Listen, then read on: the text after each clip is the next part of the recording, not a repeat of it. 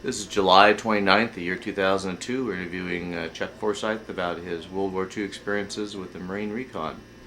Chuck, where were you when you heard about December 7th? I was in South Bend, Indiana.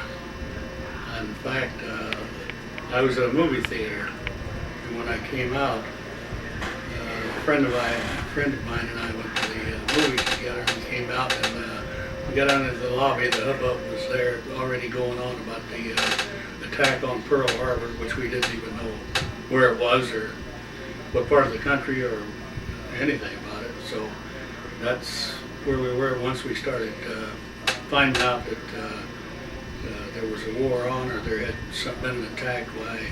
Then we got interested and wanted to find out more about it, and checked the maps and found out where it was, and learned a little bit more about it at that time. How old were you then? I was 20, 20? early 20. And when did you decide to join up? Well, I was, in fact, I was A1 in the Army, on the selective service, and so the Army had started chasing me, and they were coming after me in South Bend, and it took quite a little while, and I thought, well, I'll wait till they catch me, and then I'll go ahead and do something, whatever I want to do. Well, anyway, I found out that they were pretty hot on my heels, so first I wanted to go into the Navy, and I went down to the Federal Building in South Bend, and went into the Naval Recruiting Office, and I wasn't real happy with the treatment of the officer in charge, and so I told him to, in fairly blunt words, that I wasn't too happy with it, and I walked out. And as I walked out, I walked down the corridor and walked by this big Marine standing out in front of the office. I thought, well, boy, I didn't know really an awful lot about the Marines, but I had learned enough that I thought pretty highly of them. And I visited with him for a minute, standing out on the side. He said, well, come in, let me visit with you for a little bit more inside. Well, when he got in there, and he's probably one of the better salesmen that they had. And before I was out of there, so got it together with my friends at the Bullmore, which was the hangout for all those guys there. And some of the guys were going into the Army, and some were doing this and that. And I said, well, if I'm going to get in, I'm going to get into where I can do the most good. And I want to be where it's at. I don't want to be in and half out. So that's what happened. I went ahead and joined the Marine. I joined, or I signed the papers, but I couldn't get confirmed until I got parents' commission because I was under 21. Parents' approval.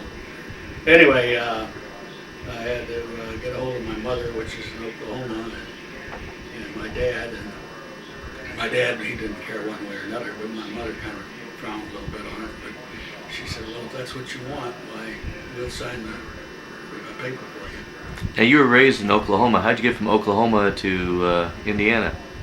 Oh my gosh, I was all over the country before that. I left Oklahoma when I was, I think I was just out of high school, and I hitchhiked to California.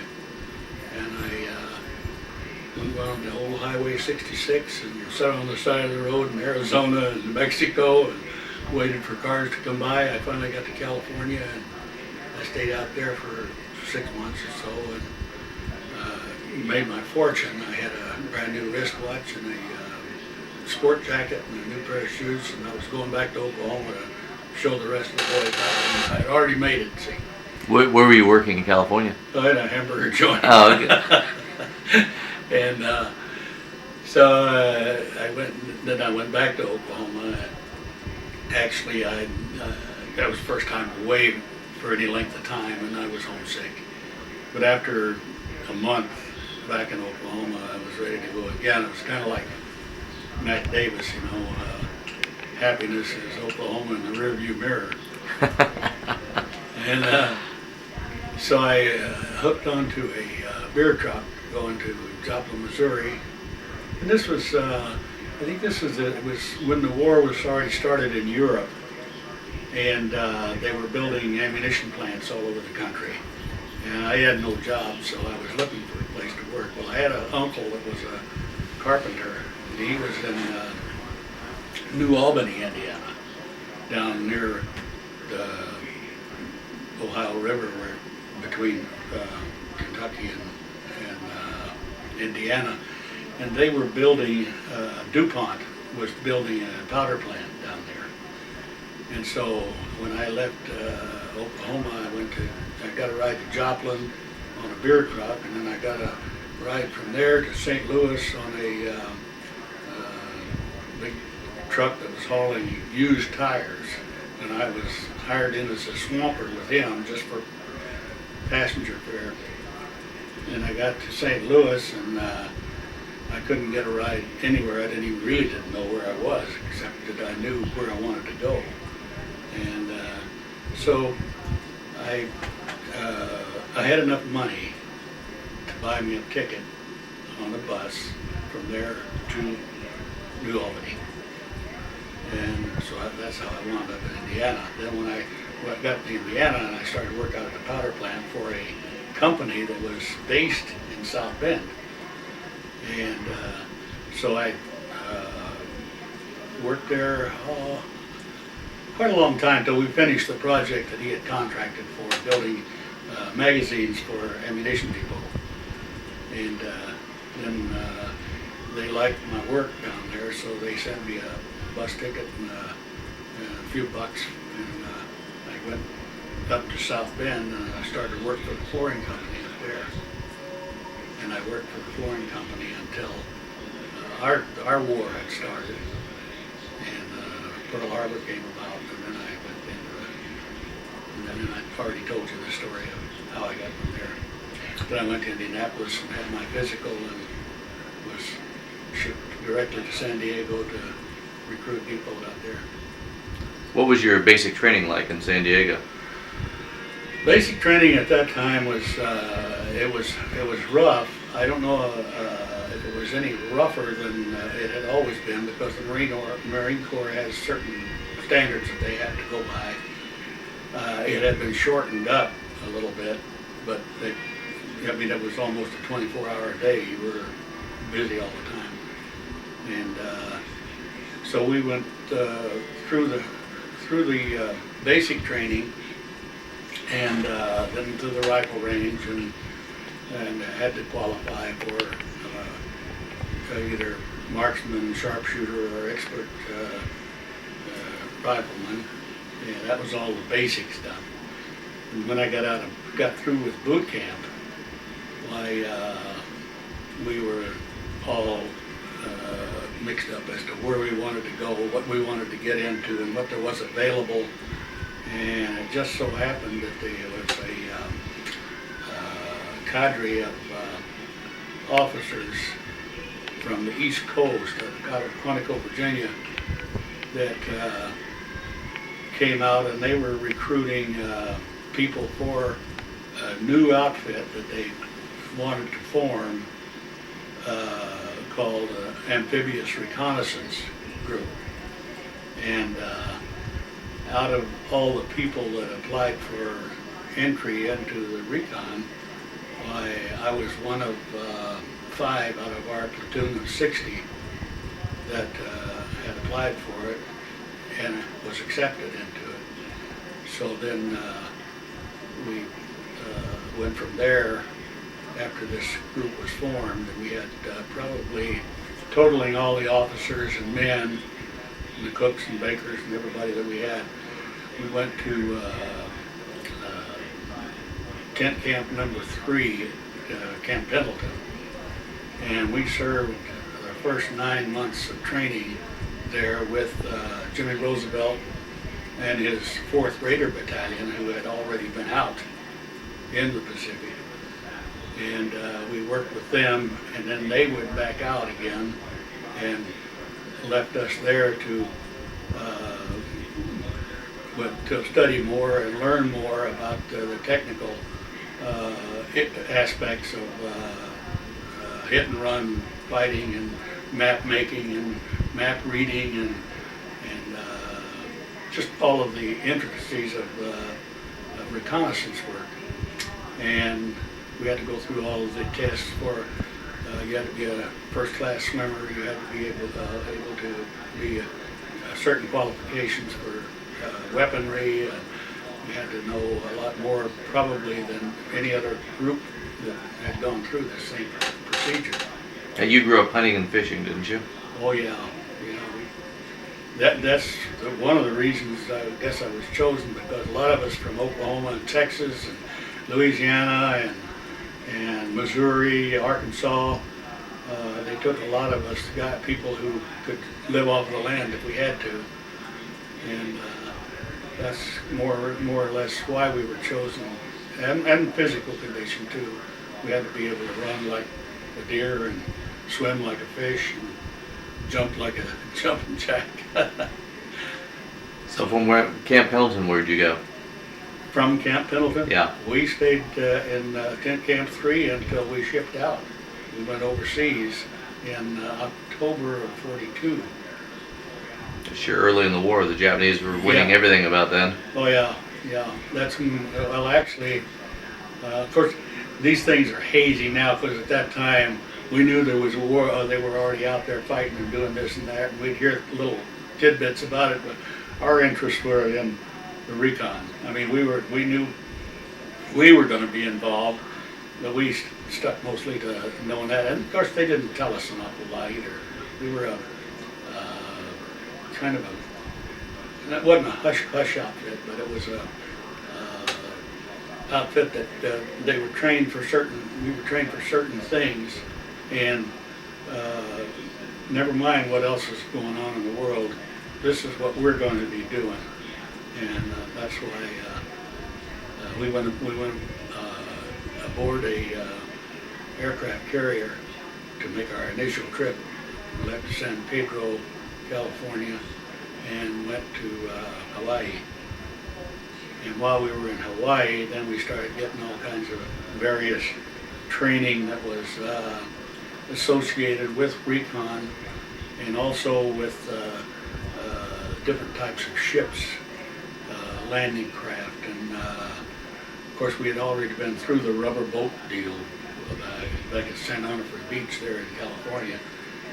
For 9 months when we were actually training there at Tent Camp 3, we were getting web-footed. We were in water so much, so we were fighting the breakers of rubber boats and making landings and night landings. We did a lot of night work. We called it snooping and pooping, out in the mountains of Santa Margarita and all those areas there. So then we got to the islands, and it was pretty much getting into the technical part of it. Does that interfere with the... I just want to make sure that you get a clear sound of this. Okay. And then when we were in Hawaii, we got our first taste of submarine activity. And as it worked out, we did have some of our people that went to Alaska on a short mission up to Kiska and then over to Attu, and was participated in some of that. And then the next group went to Macon Island in the Gilbert Islands for a short stint, and did some quick raids over there. And we had parts of our outfit were spread out, and maybe a platoon or a company or whatever, and we would get additional training and then come back, and the people that were there would come back, and then we'd do the training with our own troops and the activities that they had done while they were out into some of the smaller islands, the smaller clashes that came about. Then our first real operation was the Gilbert Islands during the Tarawa situation, when we went aboard the submarine to go to Tarawa. And I've got quite a bit of literature on the operation there, but I don't think it's necessary to go through that here, but it's very interesting the way it happened.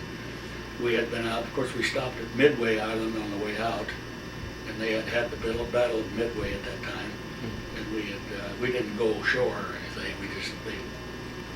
The skipper of the boat took us up and pointed out this is Midway, so at least we knew where it was.